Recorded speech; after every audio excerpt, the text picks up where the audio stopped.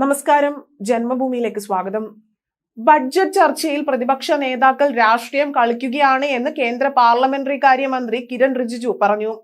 കേന്ദ്ര ധനമന്ത്രി നിർമ്മല സീതാരാമൻ അവതരിപ്പിച്ച ബഡ്ജറ്റിനെ എല്ലാ മേഖലയിലുള്ളവരെയും സ്വാഗതം ചെയ്തതാണ്.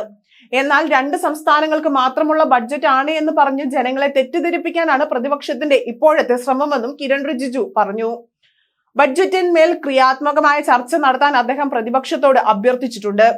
അടിസ്ഥാന സൗകര്യം, ആദായ നികുതി ഇളവ്, കർഷകർക്ക് കൂടുതൽ സൗകര്യങ്ങൾ മുതൽ ആദിവാസികൾക്ക് പ്രത്യേക പാക്കേജ് ഉൾപ്പെടെ രാജ്യത്തിന്റെ വൈവിധ്യമാർന്ന ആവശ്യങ്ങൾ പരിഗണിച്ചാണ് ബഡ്ജറ്റ് തയ്യാറാക്കിയിരിക്കുന്നത്.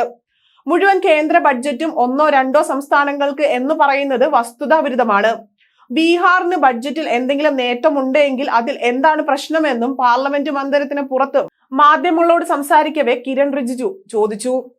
പ്രതിപക്ഷ നേതാക്കൾ ജനവിധിയെ മാനിക്കാതെ പ്രധാനമന്ത്രി നരേന്ദ്രമോദിക്കെതിരെ ആക്ഷേപകരമായ ഭാഷ ഉപയോഗിച്ചതായും കിരൺ റിജിജു ചൂണ്ടിക്കാട്ടി.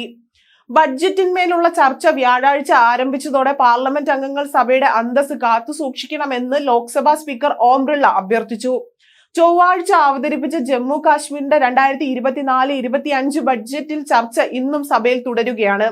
ബഡ്ജറ്റ് സമ്മേളനത്തിന്റെ 3ാം ദിവസമായിരുന്ന ബുധനാഴ്ച പ്രതിപക്ഷം പാർലമെന്റിൽ ബഹളം വെക്കുകയും വാക്കൌട്ട് നടത്തുകയും ചെയ്തിരുന്നു.